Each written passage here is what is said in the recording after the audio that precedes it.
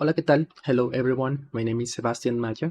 I am adjunct teacher at Anáhuac University, and I would like to share today my teaching and research reflection experiences with the project titled Reflexive Educational Model for Design Practice with Rural Communities, the case of bamboo makers in Cuetzalan, Mexico. First, I want to thank all the Tosepan Octans and Tequitinish members and my students. They are the core of this experience and reflections. Before starting, I consider it relevant to share a little bit of my academic and professional background. Maybe this could explain better some of the goals and intention of this project. I studied industrial design in Colombia in 2007. I was born in Colombia. And while I was in the middle of my studies, I noticed that many of the educational contents were for developed and industrialized countries, whose manufacture a big part of the consumer products for the global market. Later, I would reinforce this unpleasant idea when I worked as a professional in numerous Colombian factories. With this in mind, I did my master in science and art for design with an emphasis in critical theories and history, where I discovered several theoretical points of view about this issue in Latin America. My studies started with the structuralism and dependency theories. What were the main influence on the professionalization process of Latin American design, or according to the economic and technological context, why some academics and agencies of design privilege some skills and abilities, and how should be it a design practice according to the own complexities of the Latin American context. That were some questions that I made with these ideas in mind. Later I move on to post-colonial perspectives, and I have to say that was a significant change for me, mainly because it brings me tools to deconstruct the Western rationalization tradition of the industrial part of industrial design. It is relevant to say that we don't have a clear distinction between product or industrial design in professional terms in Latin America. Then, 3 years ago, I became a university teacher, and those questions are still intriguing me. My main concern points to how much of this theoretical content is discussed and applied in the educational practices of design today. This work has been part of a series of university-level courses that mix experiences and perspectives between Anáhuac University final year students and the Tosepan Octantsentequitinish members. This is the name of the Bamboo Cooperative, and the reason to propose these experiences lies in the critique of the excessive focus on neoliberal-driven practices in professional design and design education. Today, it is widely discussed that in the 60s and 70s, a global economic and technological development plan for underdeveloped countries defined the base of professionalization process of many professional studies in Latin America, which also, of course, includes industrial design. This is a strong Western tradition in professional practice, but also in daily life.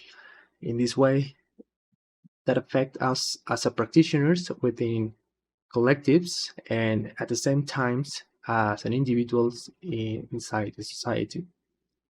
This experience seeks to be critical and create moments of reflections during the learning and the practice of design to confront those Western traditions. On the left, we can see some students in the university, and on the right, some of Bamboo Workshop members. The man in the center is David, who is in charge of all activities of the Bamboo Cooperative. We'll see him later in other pictures. The Bamboo Workshop is part of the Tosepan dita, which is the name of the union of many different cooperatives in La Sierra Norte de Puebla, a mountainous region in the north of Puebla. The union associates more than 35,000 families with Nahuatl and Totonac roots. One of the main goals of the union is to bring services that seek recovery and strengthen the life's dignity of these families through organized and cooperative work systems. This vision includes not only strategies of economic growth, but also the search for sustainability, cultural conservation, the development of individual and collective ability, equity between men and women, among others. The Tosepan Bamboo Workshop, more specifically, is one of the most recent cooperatives within the Union. Tosepan Cali, which is a touristic cooperative, and Tosepan Cafe coffee shop, align efforts to use and apply the bamboo materials to promote and stimulate its productions among Cuetzalan citizens and other external tourists. Although the bamboo cultivated is a foreign species, it has been adopted following the natural logic of the bamboo native species of the region. By the university's interest to include a sustainable consciousness and aim for social impact results in their projects, there is still a lack of self-criticism and self-reflection about how the institutional structures and educational model reproduce ideals of free market competition. Following Arturo Escobar and Walter Vignolo's ideas, the design's practice in Latin America is highly questionable when it tries to involve rural or social perspectives to the influence of the development regimes of representations. These regimes vigorously promote the generation of economic wealth from economic and technological development, primarily based on a globalized neoliberal logic. As Professor Juan Camilo Buitrago shows in the Colombian case, many universities were linked to government economic policies due to the need to align themselves with the projects that the state was mobilizing based on industrialization to encourage exports. And this idea is still valid since public and private universities constantly compete for economic resources that they exchange with applied knowledge that point to those development of different economic sectors. There are a lot of governmental organizations to fund science and technology projects that privilege studies based on STEM areas. So, as we can observe, several goals of the Tosepan dita deniski oppose the globalized to the globalized Western vision of many lives dimensions. This is an opportunity to contrast and question our normalized Western traditional practices in a professional and an individual way. For one hand, it offers us a theoretical and practical exploration of alternatives critical ideas about globalization, capitalism, dynamics of power, among other subjects, and on the other hand, gives us a subjective individual experience of how other ways of lives and social organizations are possible in our globalized world. In return, we can offer some technical answers or creative ways of view to keep exploring the bamboo possibilities following the goals of the cooperative. The current work considers the participation of all the actors involved in the educational process, like chairs, lecturers, and students, and the people close to the bamboo transformations processes in Cuetzalan.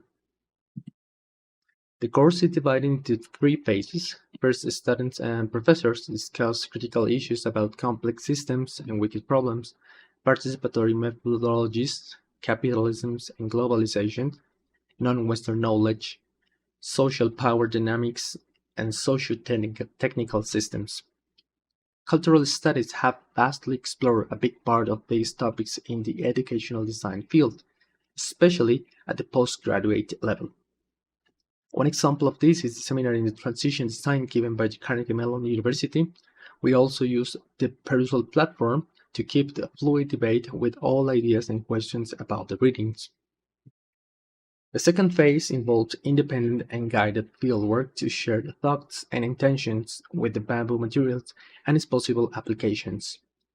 Here, David teaches about the history of cooperatives and gives us a brief introduction of all processes carried by the workshop.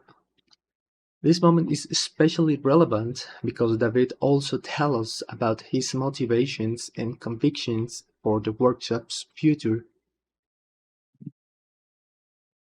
Dignified and sustainable home. Those are the key goals which the workshop must contribute to the community. Hearing the meaning that has these words for David intrigued many students. I think it's pretty clear for students that economic wealth is not the primary motivation for the workshop. During the fieldwork, the students' observation is also critical. While they become more familiar with the material, they recognize opportunities areas to contribute with applied ideas in different spaces. They took all the pictures shown in these presentations, which is also a fascinating record of what caught their attention. Finally, in the third phase, students experiment with different properties and the nature of bamboo. The goal is to keep a balance between what is possible with the workshop technical means and propose new exciting ways to take advantage of the material. The irregularity of the material combined with limited literature in some specific technical processes can stress some students. Some of them think that this could harm their academic records due to the possible lack of quality of the final product. This is an interesting because this is interesting because in some way this can be related to the need to be aligned with the competitiveness market standards mentioned before. Bamboo has relatively irregular geometry that make it difficult to work using conventional methods and techniques. And for David, this is a technical problem that can decide the economic viability for some projects. For instance, he and his team should carefully pick columns, the bamboo cylindrical structures, according to the measures needed. It's hard to find two columns with the same geometric characteristics, making this an inefficient task. This is also part of the experimentation process carried by students. So, although the material can be irregular, there are semi-standardization methods that allow work with it without delays during its manufacturing. Designers have an important knowledge about geometry, materials, and transformation processes that can be aligned with the Tosepan workshop's main goals.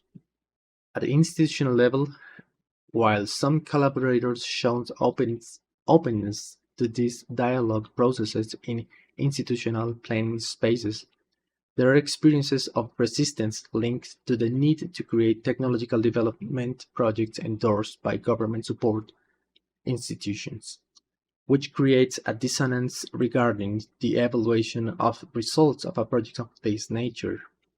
In my opinion, it is necessary to create more spaces to recognize the relevance of other ways of living and other organizational models of societies. This could help us in the search for antidotes to current harmful dominant ways of living. Thank you very much. Muchas gracias.